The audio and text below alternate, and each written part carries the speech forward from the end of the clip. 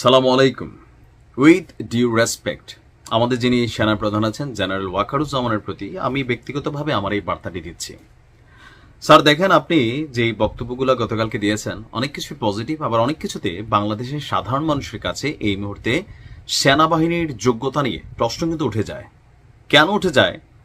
যে সেনাবাহিনীকে নিয়ে গেল স্বাধীনতা পরবর্তী সময়ে এত পরিমাণ গালাগালি, কথাবার্তা, সেনাপ্রধানের নিয়ে মানে এই ধরনের কটূক্তি করা, এর পাশাপাশি ক্যান্টনমেন্টের ইট খুলে ফেলবে, সেনাবাহিনীর মাথার ঘিলু নাই, মানে যাচ্ছে তাই ভাষা প্রয়োগ করে যখন এনসিপির নেতারা কথা বলে, তখন আপনি যেই ভাষায় কথা বলছেন এটার একটা সংবিধানের মধ্যে কানেক্ট করে ফেলা উচিত।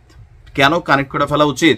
কারণ সেনাবাহিনী নিয়ে খুব সহজে কেউ আসলে সমালোচনা করে না। আমরা ভাবি যে দুই একটা ছোটখাটো যদি দোষ ত্রুটি থাকেও, দিন শেষে বাংলাদেশকে ভালোবাসি, সেনাবাহিনীকে ভালোবাসি, এই জন্য আমরা কিন্তু বিষয়গুলো নিয়ে আলোচনা করি না। কিন্তু আমাদের কাছে খারাপ লাগে যখন দেখি যে সেনাবাহিনী নিয়ে যার যা খুশি, ডিজিএফআই নিয়ে, তারপর হচ্ছে ক্যান্টনমেন্ট নিয়ে বা সেনাবাহিনীর সদস্যদেরকে নিয়ে যখন গণহারে প্রশ্ন তোলে অথবা কথা বলে, আর তখন সেই কথার বেসিসে আপনি যে অ্যান্সারটা দিচ্ছেন এটা কি আসলে সবার বেলায় প্রযোজ্য হবে নাকি শুধুমাত্র এনসিপির নেতাদের বেলায় প্রযোজ্য হবে? যেমন আপনি বলছেন যে আপনাকে সাংবাদিকদের একটা প্রশ্ন ছিল যে এই যে গালাগালি করে এটা নিয়ে সেনাবাহিনীর অবস্থান আসলে কি? আপনি বললেন কি যে এসব গালাগালিতে অখুশি হওয়ার কিছু নেই। আচ্ছা, এখন সেনাবাহিনীকে নিয়ে যে কোনো মানুষকে তাহলে কথা বলার সুযোগ আছে? এটা বাংলাদেশ, তাহলে তো যার যা খুশি সেনাবাহিনী নিয়ে এসে বলা শুরু করবে। তারপর বললেন কি যারা এসব করছে তাদের বয়স কম। কোন অ্যাঙ্গেলে আপনার মনে হচ্ছে বয়স কম? তারা এই মুহূর্তে সবাই নাবালক তো না। বয়স কম শব্দের অর্থ একটা হচ্ছে নাবালক। নাবালকের জন্য বাংলাদেশের রাষ্ট্রীয় আইনে অনেক কিছু ছাড় আছে। যে প্রাপ্তবয়স্ক হয় নাই সে যদি একটা মার্ডারও করে তার বেলা আইনের ব্যত্যয় আছে, কিন্তু একজন সাবালকের বেলায় আসলে আইনের এই ধরনের ডেফিনেশনটা কখন তৈরি হয়েছে যে যারা এসব করছে তাদের বয়স কম, তারা আমাদের সন্তানের বয়সী। এখন সন্তান যদি বেয়াদবি করে, সন্তান যদি ভুল পথে চলে, তো সেই ক্ষেত্রে কি সন্তানকে শাসন করা গার্জিয়ানের কাজ না, নাকি মানে ছাইরা দিতে হবে যে সন্তান একদিন বড় হবে, সেই বড়টা আসলে কত বছর বয়সে হবে? তারপর বললেন যে তারা বড় হলে নিজেদের ভুল বুঝতে পারবে। আচ্ছা, তখন নিজেরাই লজ্জিত হবে। মানে স্যার, বাংলাদেশে লজ্জা জিনিসটা এই জাতির ভেতর থেকে উঠে চলে গেছে।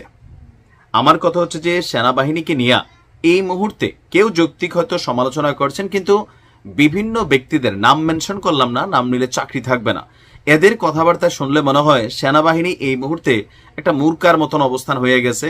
মানে যার যা খুশি, রাষ্ট্রের এত বড় গুরুত্বপূর্ণ একটা বাহিনী, এত ভালোবাসার একটা বাহিনীকে নিয়ে গণহারে যেই বক্তব্য আসতেছে, আপনাকে নিয়েও যে বক্তব্য দিচ্ছে, এগুলার ব্যাপারে কার্যকর কোনো পদক্ষেপ না নিলে আসলে যারা এই কাজগুলা করছে তারা কি থামবে আদৌ? অথবা তাদের দেখা দেখি আরো যে 10 জন লোক এই কথা বলবে না, অথবা বললে তাদের বিরুদ্ধে যে আইন প্রয়োগ হবে না, সেইটার গ্যারান্টি স্যার আপনাকে দিতে হবে। তাহলে আপনি একটা কাজ করেন, যেরকম একটা অধ্যাদেশ তৈরি করে দিয়ে যান যে যাদের বয়স কম তারা কথা বললে সমস্যা নেই, এরা একদিন বড় হলে বুঝতে পারবে। এখন বয়স কম বলতে আমরা যাদেরকে দেখি এক একজন পাকনা পাকনা, এখন এই পাকনাদের বয়সটা কত পর্যন্ত বয়স কম হিসাবে কাউন্ট করা হয়? মানে উইথ ডিউ রেসপেক্ট আমরা জানতে চাই।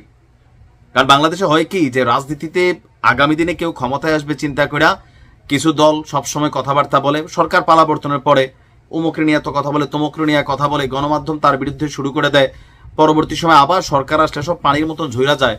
তো দেশের মানুষ তো অন্তত সবকিছুতে যাই হোক সেনাবাহিনী নিয়ে কথা বলাটা আসলে খুব বেশি পছন্দ করে না। যদি সেনাবাহিনীর মধ্যে টুকিটাকে অন্যায় হয়ে থাকে, দুষ্টুটি হয়ে থাকে, সেগুলোর সুষ্ঠু নিরপেক্ষ বিচার আমরা চাই। যে সেনাবাহিনীর লোক বলে বিচার হবে না, বিষয়টা তা না, সেনা আইনে তার পানিশ হতে হবে। এখন এই যে একটা পরিস্থিতি চলছে, এইভাবে তো ছেড়ে দেওয়া যায় না। মানে আমরা জানতে চাই যে কারা বয়স কম আর কত বছর বয়স পর্যন্ত এটা কম বয়সে কাউন্ট করা হবে। ভালো থাকুন।